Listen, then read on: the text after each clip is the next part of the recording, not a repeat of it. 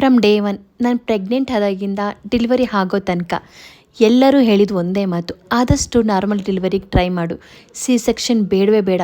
ಇವಾಗ ಗೊತ್ತಾಗಿಲ್ಲ ಅಂದರೂ ಮುಂದೆ ಕಷ್ಟ ಆಗುತ್ತೆ ಅಂತ.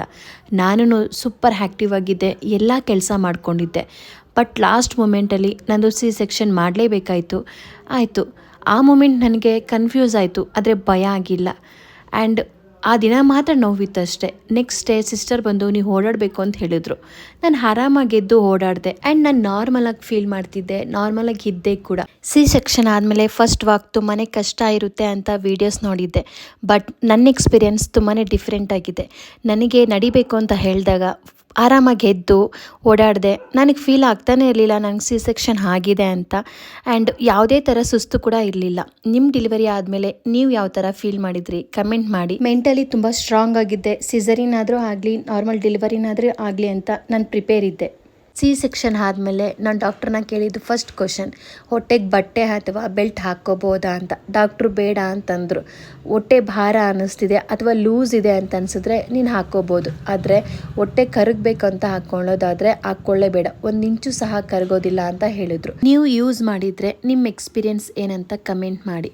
ನಾನು ಯಾವುದೇ ಥರ ಬೆಲ್ಟ್ ಯೂಸ್ ಮಾಡಿಲ್ಲ. ಆ್ಯಂಡ್ 3 ತಿಂಗಳಾದಮೇಲೆ ಎಕ್ಸಸೈಸ್ ಸ್ಟಾರ್ಟ್ ಮಾಡು ಅಂತ ಹೇಳಿ. ಡೆಲಿವರಿ ಆದಮೇಲೆ ಮೊಸರು ತಿನ್ನಬಾರ್ದು, ಜಾಸ್ತಿ ನೀರು ಕುಡಿಬಾರ್ದು ಅಂತ ಎಲ್ಲರೂ ರಿಸ್ಟ್ರಿಕ್ಟ್ ಮಾಡ್ತಾರೆ. ಬಟ್ ನಮ್ಮ ಮನೇಲಿ ಯಾವುದೇ ಥರ ರಿಸ್ಟ್ರಿಕ್ಷನ್ ಇರಲಿಲ್ಲ. ನಾನು ಡಾಕ್ಟ್ರನ್ನ ಕೇಳಿದಾಗ ಡಾಕ್ಟ್ರು ಏನಾದರೂ ತಿನ್ಬೋದು, ಬಟ್ ಜಂಕ್ ಫುಡ್ ತಿನ್ನಬಾರ್ದು ಅಂತ ಹೇಳಿದ್ರು.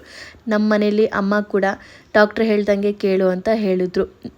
ನಿಮ್ಮ ಡೆಲಿವರಿ ಆದಮೇಲೆ ಫುಡ್ ರುಟೀನ್ ಎಷ್ಟು ಕಷ್ಟ ಅನಿಸ್ತು ಅಥವಾ ಈಸಿ ಇತ್ತಾ, ನೀವು ಇವಾಗಲೂ ಅನಿಸುತ್ತಾ ಡಾಕ್ಟ್ರ್ ಮಾತು ನಂಬಬೇಕು ಅಥವಾ ಹಳೆ ಕಾಲದ ಪದ್ಧತಿ ಪ್ರಕಾರ ಫಾಲೋ ಮಾಡಬೇಕು ಅಂತ ಕಮೆಂಟ್ ಮಾಡಿ ತಿಳಿಸಿ. ನಾನು ಯಾರಿಗೂ ಸಿ ಸೆಕ್ಷನ್ ಮಾಡಿಸ್ಕೊಳ್ಳಿ ಅಂತ ಎಂಕರೇಜ್ ಮಾಡ್ತಿಲ್ಲ. ಆ್ಯಂಡ್ ನನ್ನ ಸಿ ಸೆಕ್ಷನ್ ಸೀರೀಸ್ಗೆ ತುಂಬ ಸಪೋರ್ಟ್ ಮಾಡ್ತಿದ್ದೀರಾ, ಥ್ಯಾಂಕ್ ಯು ಸೋ ಮಚ್. ನಾನು ನನ್ನ ಎಕ್ಸ್ಪೀರಿಯನ್ಸ್ ಶೇರ್ ಮಾಡ್ಕೊಳ್ತಿದ್ದೀನಿ. ಡೆಲಿವರಿ ಮುಂಚೆ ನನಗೂ ಸಿ ಸೆಕ್ಷನ್ ಅಂದರೆ ಬೇಡ ಅಂತ ಅನಿಸ್ತಿತ್ತು. ರೀಸನ್ ತುಂಬ ನೆಗೆಟಿವ್ ಥಾಟ್ಸ್ ಆ್ಯಂಡ್ ಎಲ್ಲರೂ ಸಿ ಸೆಕ್ಷನ್ ಬಗ್ಗೆ ನೆಗೆಟಿವ್ ಆಗೇ ಮಾತಾಡ್ತಾರೆ. ಬಟ್ ಯಾಕೆ ಸಿ ಸೆಕ್ಷನ್ ಬೇಡ ಅಂತ ಅವ್ರನ್ನೇ ರೀಸನ್ ಕೇಳಿದ್ರೆ ಅವ್ರಿಗೆ ಗೊತ್ತಿರಲ್ಲ. ಡೆಲಿವರಿ ಆದಮೇಲೆ ನನಗನ್ಸಿದ್ದು ನಾರ್ಮಲ್ ಡೆಲಿವರಿ ಮತ್ತು ಸಿ ಸೆಕ್ಷನ್ ಎರಡೂ ಸಹ ಸೇಫ್ ಆ್ಯಂಡ್ ಎರಡೂ ಸಹ ಪೇನ್ ಇರುತ್ತೆ. ಸಿ ಸೆಕ್ಷನ್ ಅಷ್ಟು ಡೇಂಜರಸ್ ಆಗಿದ್ರೆ ಡಾಕ್ಟರ್ಸ್ ಯಾಕೆ ಮಾಡ್ತಾರೆ ಹೇಳಿ? ಡಾಕ್ಟರ್ ಸಜೆಸ್ಟ್ ಮಾಡೋದು ಡೆಲಿವರಿ ಟೈಮಲ್ಲಿ ಮಗುಗೆ ಅಥವಾ ತಾಯಿಗೆ ಇಬ್ಬರು ಸೇಫ್ಟಿ ನೋಡ್ಕೊಂಡು ಸಜೆಸ್ಟ್ ಮಾಡ್ತಾರೆ. ಯಾವ ಡೆಲಿವರಿ ಆದ್ರೂ ಕೊನೆಗೆ ಮಗು ಮತ್ತು ತಾಯಿ ಸೇಫ್ಟಿ ತುಂಬಾ ಇಂಪಾರ್ಟೆಂಟ್. ಸೊ ನಾರ್ಮಲ್ ಡೆಲಿವರಿನೇ ಬೇಕು ಅಂತ ಯಾರು ಸ್ಟ್ರೆಸ್ ಮಾಡ್ಕೋಬೇಡಿ. ಸಿ ಸೆಕ್ಷನ್ ಬಗ್ಗೆ ನಿಮ್ಮ ಥಾಟ್ ಏನು? ನೆಗೆಟಿವ್ ಇದೆಯಾ ಅಥವಾ ಪಾಸಿಟಿವ್ ಇದೆಯಾ? ಕಮೆಂಟ್ ಮಾಡಿ ತಿಳಿಸಿ. ಇದು ನನ್ನ ಯೂಟ್ಯೂಬ್ನ ಮೊದಲನೇ ವಿಡಿಯೋ ಆಗಿರುತ್ತೆ. ನಾನು ಸಿ ಸೆಕ್ಷನ್ ಜರ್ನಿನ ಶೇರ್ ಮಾಡ್ಕೊಂಡಿದ್ದೀನಿ.